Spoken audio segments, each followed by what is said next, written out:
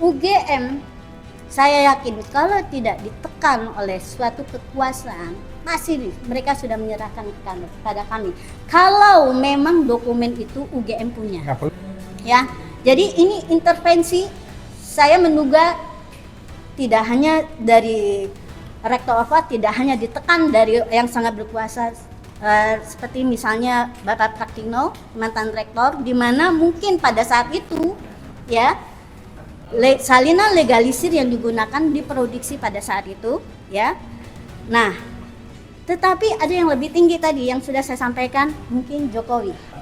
Karena UGM tidak memegang itu, dan memang di data legalisirnya itu, ijazah yang dilegalisir itu yang kami peroleh dari KPU ya, KPU DKI ya, dan KPU Pusat, itu tidak ada tempusnya, tidak ada tanggal dan tahunnya.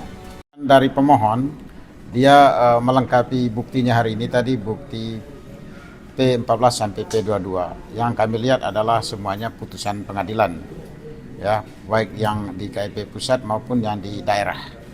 Jadi bukti-buktinya itu. Lalu sidang lanjutan akan dilaksanakan Kamis pada tanggal 2 Juli 2026 ini.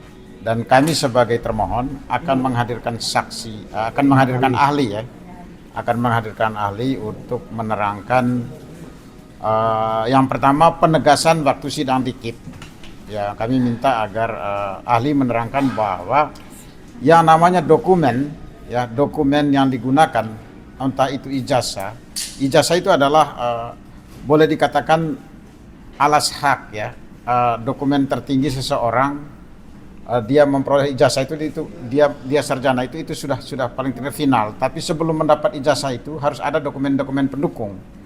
Seperti ijazah Jokowi itu tidak serta-merta ijazahnya itu ada, tapi ada dokumen-dokumen pendukungnya seperti KHS, KRS, terus catatan KKN-nya dia.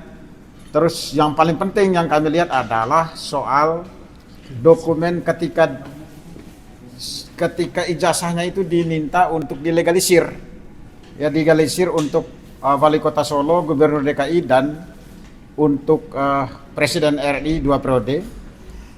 UGM mengatakan bahwa tidak menemukan data bahwa Jokowi melegalisir ijazahnya, melegalisasi ijazahnya di UGM untuk kepentingan pejabat publik. UGM tidak punya pegangan untuk itu. Semuanya, karena itulah dugaan kami semakin kuat bahwa memang ijazah itu diduga palsu ya, diduga palsu karena UGM tidak memegang itu. Dan memang di data legalisirnya itu, ijazah yang dilegalisir itu yang kami peroleh dari KPU ya, KPU DKI ya, dan KPU Pusat, itu tidak ada tempusnya, tidak ada tanggal dan tahunnya ya di situ. Jadi semakin kuat, semakin membenarkan bahwa memang UGM tidak menemukan. Karena saya sendiri sebagai alumnus UGM, saya melegalisasi ijazah saya S1, S2, saya S1, S2 di UGM untuk kepentingan saya sebagai dosen dan sebagai advokat. Itu pasti ada tanggalnya, ada bulannya, ada tahunnya, dan siapa yang menandatangani. Dan saya tanya juga semua teman-teman angkatan alumnus UGM, alumni UGM, bahwa mereka ketika melegalisasi ijazahnya itu pasti ada tempusnya, ada waktunya. Tapi aneh, ijazah Jokowi ini dilegalisasi untuk kepentingan publik, untuk kepentingan sebagai abdi negara, ya, sebagai wewenang tertinggi, sebagai pelaksanaan dari trias politika, yaitu eksekutif, kepala eksekutif presiden. Legalisasi ijazahnya tidak ada tempusnya, tidak ada tanggalnya, tidak ada bulannya, dan tidak ada tahunnya. Nah, ini semakin menguatkan dugaan bahwa memang ijazah beliau ini palsu. Ya, kami tidak mengatakan palsu, tapi kami menduga keras, ya. Sehingga di tempat ini kami salut kepada Dr. Tifa sama Pak Roy untuk tidak RJ. RJ itu artinya apa? RJ itu kan substansinya adalah mengakui ijazah Jokowi itu asli, seperti yang dilakukan oleh teman-teman yang bersukaria itu setelah RJ terus memaki-maki Roy dan Tifa, termasuk kami ini. Dan itu saya salut kepada mereka. Nah, itu aja dari saya, silakan teman-teman menambahkan. Pindah tengah, Bu. Pindah tengah, Bu. Pindah tengah. Oke. Saya mau menyambung tadi ya. Yang pertama adalah kami kan sidang di sini ini sudah dari 3 minggu yang lalu sidang pertama. Pada saat sidang pertama ini kami sudah menyampaikan pada konkurs bahwa gugatan UGM ini mendadak ya. Last minute sudah lewat masa ingkrah putusan KIP tanggal 13 April. Lalu baru masuk ke PT UN. Gugatan keberatannya tanggal 14. Itu satu poin ya, lewat 1 hari. Itu udah ingkrah. Jadi sebetulnya dokumen yang kami minta itu sudah harus menjadi hak publik ya.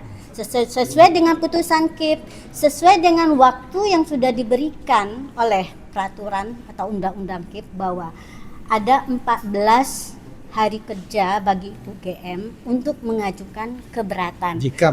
Jika ada keberatan dan itu sudah lewat waktu. Makanya tadinya saya pribadi mengira kira-kira siapa ya yang memberikan perintah kepada atasan UGM yaitu Ibu Rektor Ova Emilia untuk tiba-tiba. Jadi saya masih ingat kami waktu itu hari itu mendapatkan dokumen dari KPU hari Jumat. Ya, itu adalah beberapa hari sebelum ingkrah putusan UGM yaitu hari Senin. Jadi Jumat ke Senin tuh kan cuma tinggal 1 hari kerja ya. Jadi saya menyurati, meng-email ke UGM kapan kira-kira kami akan mendapatkan dokumen dari UGM. Pada saat itu perwakilan PPID dari UGM menyampaikan bahwa kami sedang mengupayakan keberatan ke petun. Jadi waktu itu baru menyampaikan, baru akan. Jadi kan sepertinya suatu keputusan mendadak padahal ada hari yang panjang. Saya berpikir, kenapa ya kok tiba-tiba ada nih? Padahal yang KPU, 3 KPU sudah menyerahkan semua. Bahkan Solo yang katanya sudah memusnahkan, menyerahkan sangat-sangat lengkap sampai dengan ijazah SD, SMP, SMA dan berikut dengan berkas yang lain termasuk CV. Nah, CV ini adalah menjadi juga bagian dari analisis kami. KPU DKI juga sama, sudah menyerahkan. Yang belum diserahkan KPU DKI adalah karena aturan pilkada itu ada ijazah SD, SMP, SMA dan yang belum diserahkan adalah SD, SMP. Waktu itu ditahan. SMA juga menyusul. Lalu yang KPU RI sudah menyerahkan semua karena untuk KPU itu SMA sama S1. Tadinya SMA tidak diserahkan, setelah kami kejar dapat. Nah, inilah pertanyaan kami, siapa kira-kira waktu itu yang saya tercetus pasti ada. Kenapa? Karena dari persidangan, fakta persidangan di KIP, walaupun UGM belum menyerahkan ke kami dokumen tersebut, tapi banyak hal-hal yang disampaikan menguatkan bahwa ada sesuatu ya. Jadi saya sebagai ahli IT paham sekali dalam suatu institusi ada berlaku namanya sistem informasi. Tidak ada suatu dokumen yang dikeluarkan tanpa ada dokumen yang menjadi data untuk diproses. Contohnya di dalam persidangan UGM menyatakan tidak punya KRS, padahal KHS dinyatakan ada. Tidak mungkin ada KHS kalau bukti untuk KHS menjadi salah satu data untuk memproses itu tidak ada. Dan satu lagi yang sangat penting adalah tidak ada laporan KKN dan buku wisuda dan lain-lain. Kemudian yang kami sangat kejar sekali itu adalah legalitas dari dokumen yang digunakan oleh Jokowi saat mendaftar di KPU. Mulai dari 2005 sampai 2019. Dan saya sangat kaget, kami sangat kaget ketika UGM menyatakan tidak punya dokumen bukti legalisasi. Itu diakui UGM sampai pada putusan KIP. Itu ada di dalam putusan KIP. Dari proses persidangan di proses persidangan diakui sampai itu dijadikan bagian dari putusan. Jadi putusan KIP itu akhirnya ada 4 dari 20 jenis dokumen yang kami minta. Itu skala jenis putusannya ada 4. Untuk ijazah asli setidaknya kembaran dari ijazah asli apakah ada, itu diakui tidak ada katanya, tetapi salinan dan lain-lain ada. Awalnya dinyatakan dikuasai oleh sudah diserahkan ke Polda Metro. Dan dari dokumen-dokumen yang seperti ini yang dinyatakan diserahkan ke Polda Metro, kami juga menemukan bahwa banyak harusnya dokumen untuk seseorang itu sampai lulus itu banyak, tapi contohnya ya KHS yang harusnya sampai sarjana yang 9 semester itu paling cepat ya, itu 9 semester berarti itu udah sangat top sekali. Itu yang ada itu cuman 8 semester. Dan memang tidak ada Bu laporan KKN. Ya. Memang benar tidak ada dan sebagainya. Jadi untuk yang bukti ya adanya interaksi bahwa suatu dokumen ya, dokumen akademik, ijazah yang salinan legalisi yang digunakan itu bahwa ada interaksi dengan pihak luar, yaitu apa? Permintaan legalisasi dan permintaan verifikasi, itu dua-duanya tidak ada. Dan setelah kami mendapatkan dokumen-dokumen tersebut dari KPU yang sudah digunakan sebagai pejabat publik, memang banyak sekali kejanggalan. Jadi ini sebetulnya menguatkan ya temuan dari Rismond, Dr. Rismond, bukan dokter ya, Rismond, Mas Roy dan Dr. Tifa ya, bahwa memang banyak kejanggalan dan itu dibuktikan dari apa? Dari dokumen resmi yang digunakan ya. Kami mendapatkannya resmi dari KPU ya, dan semua kejanggalan yang sudah kami analisis dan dokumentasi itu sudah tidak bisa diubah ya pada dokumen yang sudah digunakan, dan inilah yang akan kami gunakan untuk mensupport teman-teman kami yang sedang dikriminalisasi.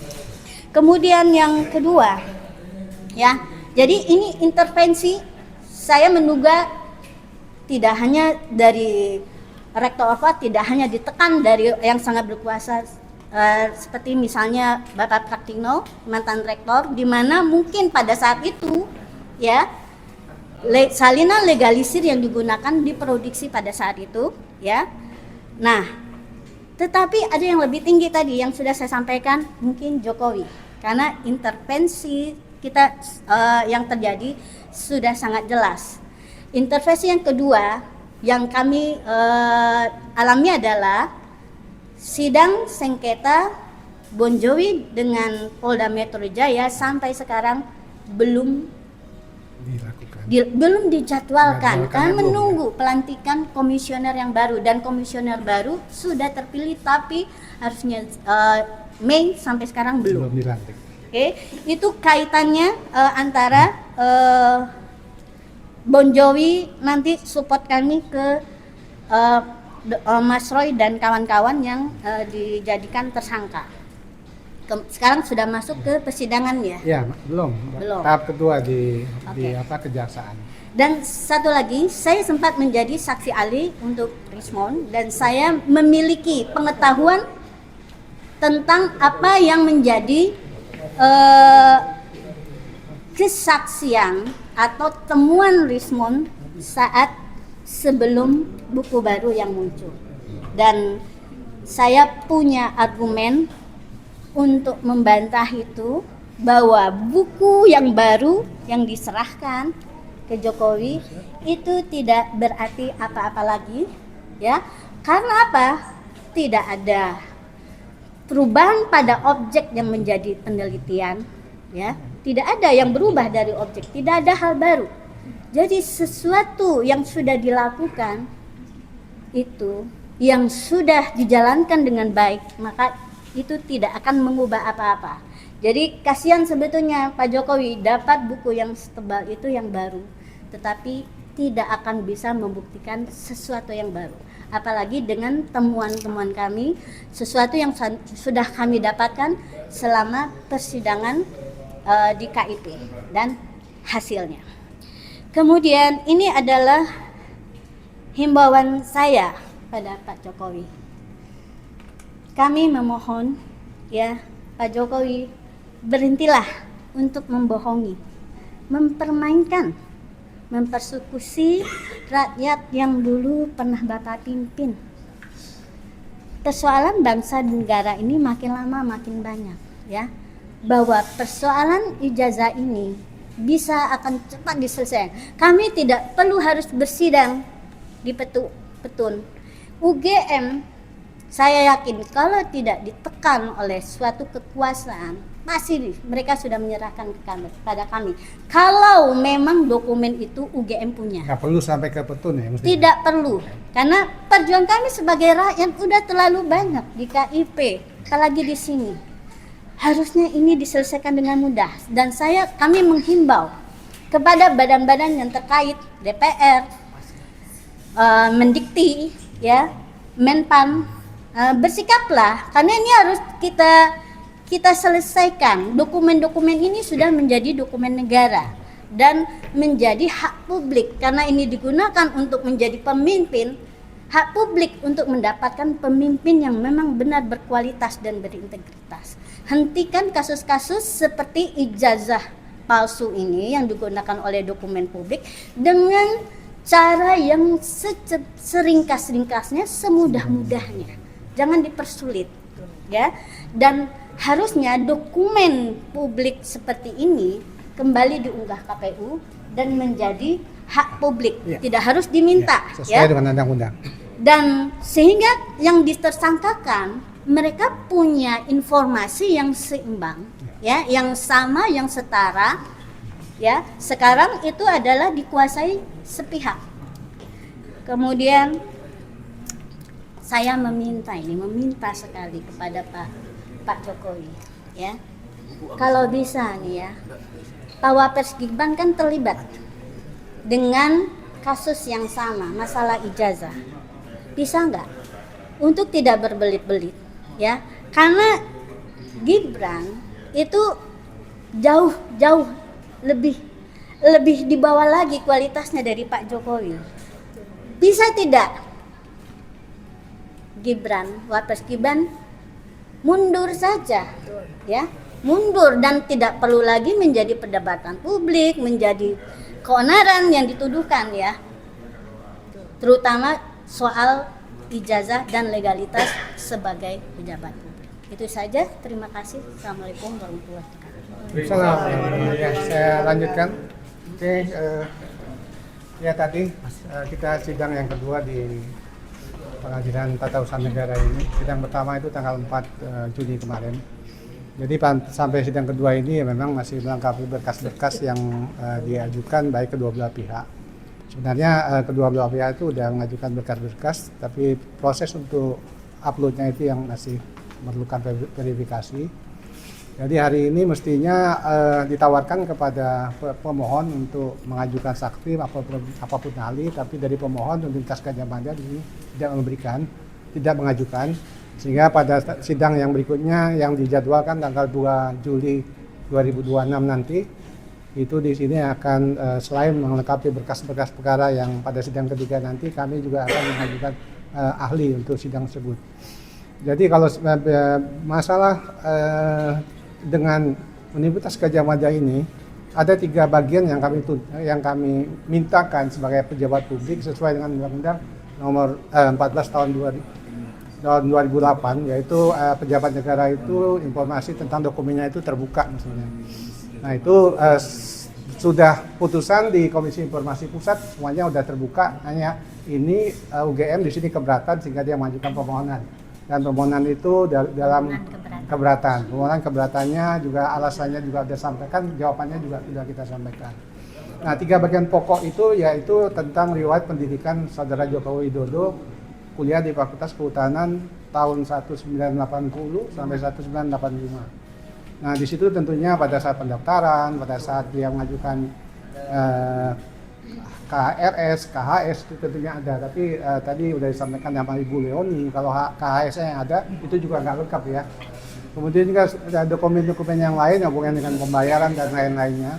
Nah itulah tentu dari riwayat pendidikan saudara Joko Widodo ini, termasuk juga pada saat dia melakukan KKN, pada proses persidangan itu sama sekali tidak ada dokumen tentang saudara Joko Widodo itu mengikuti KKN.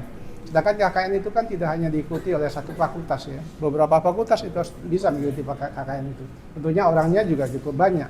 Ya, yang satu katakanlah dari kehutanan misalnya 5 orang, itu tentunya ada dari pertanian, ekonomi maupun hukum atau dan lain-lain itu kan tentunya bisa ikut. Kalaupun di Fakultas Kehutanan dokumen tentang KKN-nya itu nggak ada, mestinya juga Universitas Gadjah Mada ini berusaha untuk mendapatkan di fakultas-fakultas yang lain. Sehingga dokumen-dokumen ini sampai dia skripsi pun itu juga nggak dalam proses persidangan juga kita juga boleh dikatakan dia juga berusaha untuk tutupi. Tapi sebenarnya setelah diputus kalau itu adalah terbuka, nah itu mestinya diserahkan kepada kita. Tapi seperti tadi yang sampaikan Bu Leoni, mestinya juga sudah inkrah lewat 1 hari mestinya. Tapi ya nanti majelis di Pengadilan Tata Usaha Negara ini akan menyelesaikan. Kemudian yang hubungannya dengan legalisir. Legalisir ini kan tentunya pada saat dia mengajukan calon untuk wali kota di Surakarta tahun 2005 itu kan dilegalisir kan ijazahnya itu. Nah tentunya tidak di situ juga dia di situ disyaratkan harus melengkapi ijazah SD, SMP, SMA dan S1-nya. Dan dilegalisir untuk S1-nya di Universitas Gadjah Mada ini memang tidak ada tidak ada tanggalnya tadi yang disampaikan. Jadi lokusnya tempusnya itu nggak ada. Kemudian kalau yang untuk di wali kota Surakarta juga tahun 2010 juga sama. Dan pada saat 2012 di DKI itu juga sama, SD, SMP, SMA itu juga sama ya. Tapi tentunya setelah 2014 pada saat yang bersangkutan itu mengajukan sebagai kepala negara Presiden Republik Indonesia mencalonkan diri, itu udah ada Undang-Undang Nomor 30 tahun 2014 ya, Oktober 2014, mestinya yang bersangkutan itu mestinya ada persyaratan administrasi yang harus dilengkapi oleh untuk undang-undang administrasi pemerintahan yang mana harus ada tanggalnya. Di sini kita juga sangat heran kenapa sekelas Universitas Gadjah Mada, yang universitas terkemuka, undang-undang udah mengatur dalam Undang-Undang Nomor 30 tahun 2014 itu kalau semua legalisir itu harus dilengkapi dengan tanggalnya aja. Bang ada hal-hal yang lain. kan itu belum tentu dilegalisir UGM. Oh iya, iya, nggak UGM kan ya. mengaku tidak memiliki bukti. Iya betul. Jadi yang kita pegang memang adalah dokumen-dokumen yang selama ini kita dapatkan dari KPU. Jadi memang itu yang kita dapatkan. Sehingga kita juga menyaksikan itu. Kita menyaksikan kalau masalah legalisir ini, apakah itu memang produk daripada Universitas Gadjah Mada itu? Karena bagian ketiga, Ibu Leoni ini juga begitu detail ya. Kalau dalam kita untuk meminta dokumen itu, dia juga minta SOP-nya. SOP itu dalam arti pada tahun 1980 sampai 1985 itu persyaratan, aturan-aturan yang harus ada di Universitas Gadjah Mada yang hubungannya dengan misalnya masalah pemberian nomor, misalnya ijazah itu mesti pakai kacamata atau boleh apa tidak gitu. Itu ada.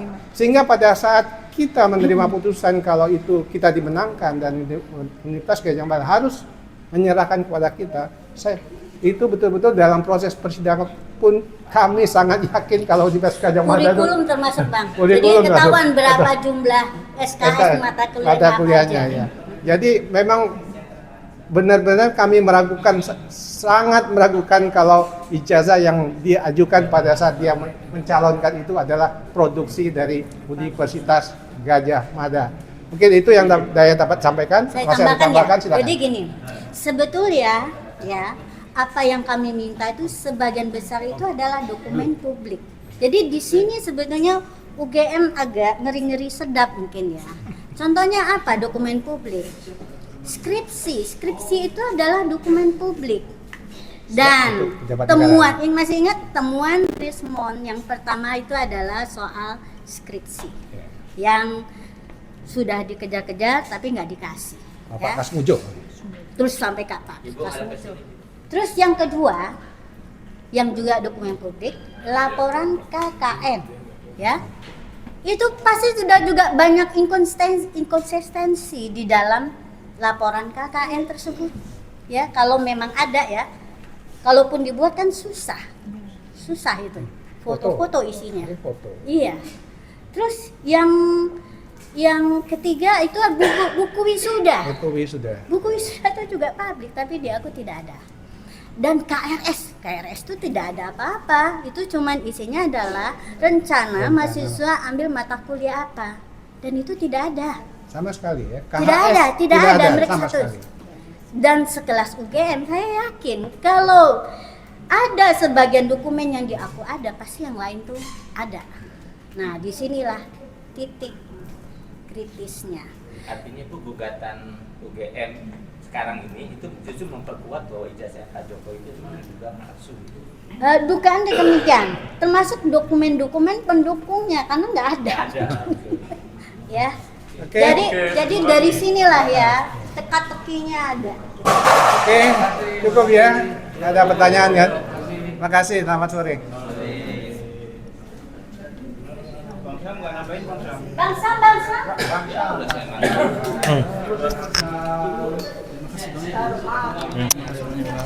Lagi. Siap. Oke.